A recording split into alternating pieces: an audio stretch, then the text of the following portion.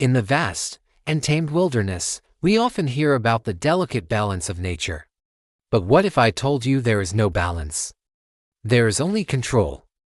And at the absolute pinnacle of this control sits a predator, an architect of life and death whose every move sends ripples across the entire ecosystem. This isn't just about the hunt. It's about a fundamental power that shapes the world around it. Imagine a landscape where prey populations don't just fluctuate, they rise and fall, dictated by the mere presence of this one animal. Its shadow is so long that other hunters, formidable in their own right, will alter their entire way of life, changing their territories and hunting times, all to avoid a confrontation. This is a creature that commands respect not through aggression, but through an undeniable authority that is felt by every living thing in its domain. Let's delve deeper into what makes this predator so effective. Its senses are a marvel of evolution, tuned to a frequency of survival that we can barely comprehend. It can detect the slightest sign of weakness from incredible distances, a faint scent on the wind, a subtle limp in a herd, the nervous tremor of a hidden animal. This isn't just seeing or hearing, it's a profound understanding of the environment, an ability to read the story of the wild in every rustle of leaves and every track in the dirt.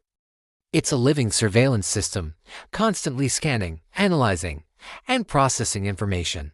And when the moment comes, the execution is a symphony of raw power and refined skill. Speed, strength, and instinct converge in a flawless display of predatory prowess. There is no hesitation, no wasted movement. Every sinew, every muscle works in perfect harmony, a testament to millions of years of evolutionary pressure. It's a force of nature personified, a blur of motion that closes the distance between life and death in the blink of an eye. This predator doesn't just hunt to eat, it hunts with a purpose that transcends its own survival. It decides who thrives and who vanishes from the gene pool. Think about the cascading effects. When this apex predator is present, it doesn't just limit the numbers of its primary prey, say, large herbivores. By keeping those populations in check, it prevents them from overgrazing. This allows vegetation to flourish, trees grow taller, grasslands become richer, and riverbanks stabilize because their roots hold the soil together. This renewed plant life provides food and shelter for countless other species, insects, birds, small mammals. The entire ecosystem becomes more complex, more resilient, and more vibrant. The rivers themselves can change, becoming deeper and clearer, supporting healthier fish populations. This is the concept of a trophic cascade, and this predator is the keystone species that holds the arch together. Its influence flows down through every level of the food chain. It creates opportunities for scavengers, from vultures to beetles. By providing a steady supply of carcasses, these scavengers are the cleanup crew of the wild, essential for recycling nutrients back into the soil, preventing the spread of disease, and keeping the environment clean. So, the predator's kill is not an end, it's a beginning. A transfer of energy that fuels a multitude of other life forms. Now, consider the opposite scenario. What happens when this keystone predator is removed from the equation? The answer is simple and devastating: nature collapses. Without its top regulator, the herbivore populations explode. They strip the landscape bare, consuming vegetation faster than it can regrow. The once lush forests become barren wastelands. The riverbanks erode, turning clear streams into muddy, lifeless channels. The songbirds that nested in the trees disappear. The insects that relied on the flowers vanish. The small mammals that hid in the undergrowth have nowhere to go. The system unravels. Other, smaller predators, known as mesopredators, might see a temporary boom. Think of animals like coyotes or foxes.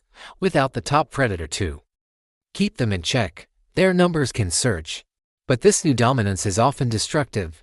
They can decimate populations of smaller prey, like rodents and birds, pushing some to the brink of local extinction. The delicate web of interactions, once governed by the steady hand of the apex predator, dissolves into chaos.